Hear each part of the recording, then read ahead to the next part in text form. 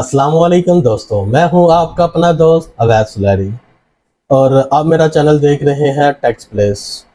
तो आज का हमारा एक टॉपिक है जी 7E जो लास्ट ईयर 2023 जो 22 में जो फाइनेंस एक्ट 2023 आया था, उसमें एक सेक्शन ऐड किया गया था सेक्शन 7E के नाम से। तो आज उसके बारे में बात करेंगे। और जो अभी मिनी बजट जो 2024 में फाइनेंस एक्ट का है ना, जो अभी रिसेंटली जो आया, उसमें 1 जुलाई 2023 से एक टैक्स ऐड कर दिया गया है कि रजिस्ट्री करवाते हुए आप 236C और 236K तो पे करेंगे, लेकिन आपने उसके साथ जो पे करना है ना, वो 7E का टैक्स है। अब अभी तक तो इसमें कन्फ्यूजन ही चल रही है कि आया कि ये है क्या, क्यों है, क्या है। तो अभी तक इस बारे में अभी बात करते हैं कि किस किस सोसाइटीज़ में लग गया है या जिसमें लग गया। तो आप मुसलसल वीडियो देखें तो आपको इसमें अभी अंदाज़ा हो जाता है कि मैं आपको चीज़ें कुछ दिखाता हूँ, कुछ सोसाइटीज़ के एफिडेविट्स दिखाता हूँ जिसमें उन्होंने कुछ एफिडेविट्स मांगे हैं, कुछ अंडरटेकिंग्स दी हैं। तो बाकी जो अभी तहसीलदार या इधर जो हमारा रजिस्ट्री चल रहे होते हैं ना, उसमें अभी तक क्या आया, उसमें तो अभी तक उनको खुद समझ नहीं लग रही कि इसका हम किस तरह इसको लेके चलें। तो बाकी अभी बात करते हैं 7E के टैक्स का और उसके रेट का। तो उसमें सबसे पहले ये आपकी स्क्रीन पे भी टैक्स आ रहा है 7E का, जो एफ ए क्या ना है, इसकी डेफिनेशंस है ना, उसके वाले से जो सेक्शन ऐड किया, तो उसको हम पढ़ते हैं, उसको देखते हैं कि उसमें क्या है। कहती टैक्स ईयर दो, कहती tax on deemed income for the tax year 2022 and onward, a tax shall be imposed at the rate specified in Division 8C of part 1 of first schedule. यानी कि फर्स्ट शेड्यूल के part 1 का जो division 8C है ना, उसमें एक नई 8C ऐड की गई है जिसमें उन्होंने अपना टैक्स रेट बता दिया। अब नंबर 2 पे उसने बता दिया कि ये टैक्स आगे आपने लेना कैसे है।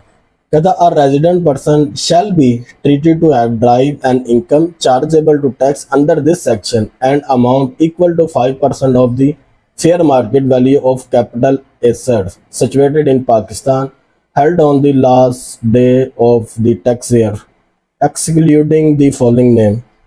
अब कह रहा है जी रेजिडेंट पर्सन, जो एक रेजिडेंट पाकिस्तानी पर्सन है, जो या पाकिस्तानी रहायशी है, उसकी जो इनकम है, जो उसने टैक्स है ना, वो उसने यानी कि एक, मैं आपको इसमें थोड़ा सा इसके कंक्लूजन समझा देता हूँ। इसमें कहना क्या कह रहा है कि अगर एक जो पाकिस्तानी है ना, वो एक प्रॉपर्टी परचेज करता है और उसको जब वो सेल करेगा ना, जिस टाइम भी आप रजिस्ट्री के वक्त, तो फेयर मार्केट वैल्यू का वो 5% फेयर मार्केट वैल्यू का वो पे करेगा। ठीक है। अब अभी तक तो ये जो 2022 की रिटर्न या 23 की रिटर्न में चल रहा है ना, वो रिटर्न की बेस हद तक चल रहा है। यानी कि जब हम रिटर्न बनाते हैं ना, तो रिटर्न बनाते हुए तो उन्होंने एक 7E का एक कॉलम ऐड कर दिया जिसमें हमने अपने प्रॉपर्टीज बतानी है, उसमें पूरे प्रॉपर फार्म है जिनकी। तो उसमें ये है, उसमें जो आता है उसमें ये है कि आप एक जो आपकी पर्सनल प्रॉपर्टी और एक जो आपकी कमर्शियल प्रॉपर्टी और रेजिडेंशियल प्रॉपर्टी, एक एक प्रॉपर्टी को छोड़कर जो आपकी एक्स्ट्रा प्रॉपर्टी होंगी ना, उस पर आपने सब पे फेयर मार्केट वैल्यू का 5% पे करना है। ठीक है। ये जो रिटर्न की बेस पे चल रहा है। तो इसमें उसने 7E के जो सेकंड पार्ट है ना, उसमें उसने बताया कि ये जो नीचे पर्सन है ये इनमें नहीं आता। यानी कि one capital asset owned by a resident person following, यानी कि इसके कुछ इन्होंने बता दिया कि ये इन लोगों के नहीं आता, ये मोस्टली कंपनीज ही होती हैं जिन पे ये नहीं आता। तो बाकी जिसका मैं टैक्स रेट आपको बताता हूँ कि टैक्स रेट क्या है। तो फर्स्ट शेड्यूल के पार्ट 1 डिवीजन 8C में जो उसने बताया ना, तो उसमें उसने सिंपल टैक्स रेट बता दिया जी 20%। अब अब ये भी कन्फ्यूजन है कि इधर 20% कह रहा है, उधर फेयर मार्केट वैल्यू का कह रहा है, तो इसमें क्या चीज़ करेंगे। तो इसमें कुछ इस तरह की सूरत हाल थी जब ये लास्ट टाइम इन्होंने दिया था ना, तो उसने जिसकी एक्सप्लेनेशन उन्होंने ये बताया था कि आप 20% या फेयर मार्केट वैल्यू का 5%, यानी कि टोटल वैल्यू का 20% या फेयर मार्केट वैल्यू का 5%, विच इज़ हायर, जो हायर होगा वो आपको पे करना पड़ेगा। यानी कि रजिस्ट्री की अगर वैल्यू करोड़ रुपए का, उसको आपने 20% बेस पे लेके जाना है, वो 20 लाख बनता है। अगर मार्केट वैल्यू आपकी उसकी 2 करोड़ है, उसका आपने 5% लेना था, वो 10 लाख बनता है। तो लेकिन आपने क्या उसमें लेना है 20% वाला, यानी कि आपने उसका 20 लाख पे करना है। तो अभी नया इसमें भी फिलहाल टोटली कन्फ्यूजन है कि हो क्या रहा है, करना क्या है। तो बाकी ये रजिस्ट्री में ऐड हुआ, इसलिए मैं आपको ये अपडेट दे रहा हूँ कि इसमें जो जो सूरतें हाल हुई हैं। अब बात ये है कि ये एक DHA वाले, जो DHA में आते हैं ना क्या कहते हैं प्रॉपर्टीज, तो उसके लिए उन्होंने ये एक अंडरटेकिंग एफिडेविट के स्टाम्प पे मांगी है तो ये भी आपके स्क्रीन के सामने आ रही है, तो इसको भी मैं पढ़ के सुना देता हूँ। तो उसमें क्या है, ऊपर उसने एफिडेविट लिखा है और उसके नीचे लिखा है जार वाले स्टाम्प पे नोटरी पब्लिक या कमिश्नर से आपने टेस्ट करके लगाना है। अंडरटेकिंग ऑफ द सेलर, कहता है जी आई डैश ये सी नंबर इतना है मेरा, ये सारा कुछ उसने बता दिया, जाके उसने प्लाट भी बता दिया। नीचे वो कह रहा है जी I am owner of the plot, ये हो गया। अच्छा जी, उसके नंबर 2 में कह रहा है जी I do hereby undertaking to pay capital gain as and where notified by FBR federal government, कहता जो भी कैपिटल गेन होगा वो मैं पे करूंगा। I am bound to make any payment of all assets where impose by the government of Punjab Pakistan, कहता जी कोई भी मुझे को टैक्सेस लगते हैं पेमेंट के ऊपर तो मैं वो सारे करने का पाबंद होऊंगा। आगे कह रहा जी नंबर 4 पे that the deponent has paid advance tax under 236C of the under the 236C of the tax ordinance of a total sale consideration and also undertake to pay additional amount and deemed by the government, कहता है दो भी 236C का मेरे पर बनेगा या government को नया टैक्स इसके ऊपर 236 में इंक्रीज करती है तो वो भी मैं पे करने का पाबंद होगा। नंबर 5 में वो कह रहा जी whatever is started above is true to the best of my knowledge and belief, कहता है जो ये मैं सारे बेस्ट ऑफ नॉलेज के मुताबिक होगा। नंबर 6 में जो उसने 7E के वाले से जो आपको बता रहा हूँ वो एक पैरा उसने ऐड किया है, तो ये आपके स्क्रीन के सामने भी आप खुद भी इसमें देख सकते हैं। ये अंडरटेकिंग है DH लाहौर की, जो अभी उन्होंने कोई भी ट्रांसपोर्टेशन करने के वक्त तो जो एक अंडरटेकिंग उन्होंने एक नया निकाला ना 7E का, वो आपको दिखा रहा हूँ। अच्छा, नंबर 6 में ये कह रहा है नथिंग इन आउटस्टैंडिंग, ठीक है जी, tax parting to my properties if any cross Pakistan including tax liability under section 7E of income tax ordinance till date in the case of anything is form contradictory to this I will manage the matter will FBR personally and DHA will not be held responsible for the legal remediations, कहता जी अगर 7E के हवाले से मुझे कोई भी notice कोई भी टैक्स पेएबल अगर 7E के ज़िम्मे में आता होगा तो उसको मैं रिस्पॉन्सिबल हूँ कि मैं पे करूँ, ठीक है। DHA इसमें कोई रिस्पॉन्सिबल नहीं होगा कि वो कोई इसके लीगल या उसकी कोई भी रेमेडी करे। एक्चुअली DHA आप भी जानते हैं जिनके हैं तो वो एक स्ट्रॉन्ग पार्टीज होती हैं, तो उसमें उन्होंने अपने आप को फौरी तौर पे जो कि ट्रांसफ़र चीज़ें हो रही हैं 1 जुलाई से, अभी 12 तारीख हो गई है, 12 जुलाई हो गई है, तो ये इनमें जो उन्होंने अभी ट्रांसफ़र चीज़ें हुई है ना 1 जुलाई से, जो कानून चेंज होते हैं, टैक्स रेट चेंज होते हैं, तो 7E की तो भी कुछ फिलहाल किसी को कोई हाल समझ नहीं, लेकिन उन्होंने ये एक अच्छा निकाला कि एक अंडरटेकिंग सेलर से ले लिया, तो उसमें आप उसने सारा कुछ उसमें डाल दिया कि भाई मेरे ऊपर ही है कि मैं 7E का टैक्स पे करूँगा, कोई भी होगा ज़्यादा 236E का होगा जो भी हो।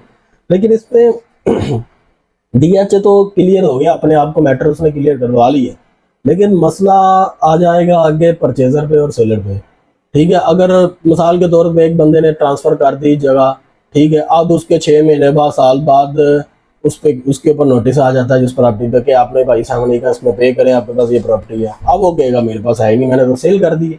अब वो परचेज़र है, परचेज़र पे डालेगा, सेलर डालेगा, उनकी आपस में ये लिटिगेशन स्टार्ट हो जाएगी कि यार ये लिटिगेशन क्या है यार, उसमें है क्या।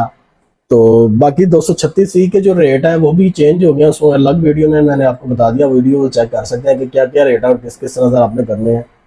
तो बाकी रही बात जो ये पीछे जो हमारे लोकल गवर्नमेंट्स होती हैं जो AC और ये करते हैं, ये किस तरह कर रहे हैं, तो इनको अभी तक खुद नहीं पता। मैं उधर ही विजिट करके हैं, उनसे पूछ के हैं, तो ये इनको भी कोई पता ना, ये बस कोई कह रहा है आपको NOC लाना पड़ेगा, क्या करना पड़ेगा, तो कोई अभी इनको इस बारे में इल्म नहीं है, लेकिन ये लग गया है। ये आपको मैं बार बार इसमें बता देता हूँ कि ये लग चुका है। तो ये लगा कैसे है, अब इसकी बात नहीं हुई अभी तक, तो वो आपको ये मिनी बजट आपके सामने आ रहा है। तो इसके जो उन्होंने 236C के सेक्शन में ऐड किया ना, ये ऐड है ये 25 नंबर के B पार्ट में, फिर मैं भी आपको पढ़ के सुना देता हूँ। ये उन्होंने क्या कहा था, not standing anywhere contain in any law for the time being force a person responsible for registering, recording or attesting transferring of immovable property shall not register, कहता है अगर कोई पर्सन, ठीक है, एनी पर्सन रिस्पॉन्स, कहता है कोई भी पर्सन जो है रिस्पॉन्सिबल है कि वो रजिस्टरिंग करे, कोई चीज़ रजिस्टर करवाए, रिकॉर्डिंग कराए या ट्रांसफ़र करे कोई इमूवेबल प्रॉपर्टी, ठीक है, यानी कि इमूवेबल प्रॉपर्टी यानी कि आपकी जो जायदाद है उसको वो ट्रांसफर कराइए करे तो वो रजिस्टर्ड नहीं हो सकती। ठीक है, क्यों?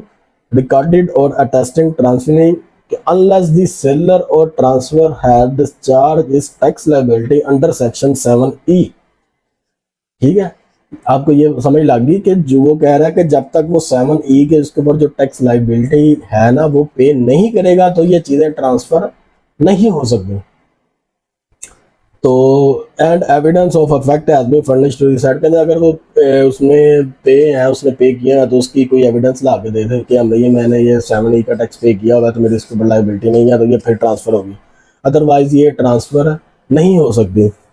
तो इसमें मैंने आपको ये फिर वही बात बता रहा हूँ कि अब जो DHA वाले ने तो उसने तो एक अंडरटेकिंग लेके अपने पे डाल के उस पर तो डाल दिया, लेकिन इधर तो सारे गवर्नमेंट मुलाजम है, ये अपने ऊपर ना डालेंगे ना लेंगे तो ना ये ट्रांसफ़र होंगी प्रॉपर्टीज़। ठीक है, 7E का टैक्स कोई छोटा टैक्स नहीं है, कोई आज मामूली प्रॉपर्टी करोड़ 2 करोड़ रुपये से नीचे आई कोई नहीं है। करोड़ रुपये भी आप 20% करें तो 20 लाख रुपए का टैक्स बनता है। अब 20 लाख रुपए का कौन टैक्स पे करेगा? ठीक है, कौन इतना है कि उसको 20 लाख का पे करे और टैक्स, और उसको इतनी बचत भी हो अगर उसने ये अपने क्या कहते हैं परचेजिंग कर के मतलब सेविंग के लिए रखी है और उसमें प्रॉफिट कमाना चाह रहा है। 20 लाख तो 1 करोड़ की लेके 20 लाख तो अगर कमा भी लेगा तो 20 लाख टैक्स दे देगा तो उसका क्या रह जाएगा? उसका तो कुछ भी नहीं उसमें बचेगा। तो बाकी मुझे लगता है कि प्रॉपर्टी में जो है ना एक स्लम्प आएगा और बहुत ज़्यादा ये इसकी प्रॉपर्टीज़ की कीमत है ना ये डिक्रीज़ करेगी। तो बाकी ये एक छोटी सी वीडियो थी जिसमें 7E और जो भी मामला बाकी के चल रहे हैं सोसाइटीज़ की और रजिस्ट्रार के, तो वो आपको थोड़ा सा बताया। तो इस हवाले से कोई भी आपको कन्फ्यूजन है कोई भी है तो आप मुझे कमेंट्स में बताएं, मैं आपको मज़ीद उसमें गाइड कर दूंगा। अगर मैसेजिंग में हुआ तो मैसेजिंग में, अदरवाइज़ मैं आपको उसके ऊपर एक वीडियो बना दूंगा, मैं उसको मेंशन कर दूंगा कि वीडियो आपके उसके ऊपर आ जाएगी। तो बाकी इंशाल्लाह जैसे ही अपलोड होगी तो उम्मीद है कि शायद उस तरह रजिस्ट्री का भी कुछ मामला तय हो जाए तो वो भी मैं आपके सामने पेश कर दूंगा वीडियो में। तो उम्मीद है कि आपको वीडियो पसंद आई होगी। तो नई वीडियो के देखने के लिए उस तरह के तो चैनल को सब्सक्राइब करें लाजमी, ताकि आपकी नई आने वाली वीडियो आप तक पहुँच सके।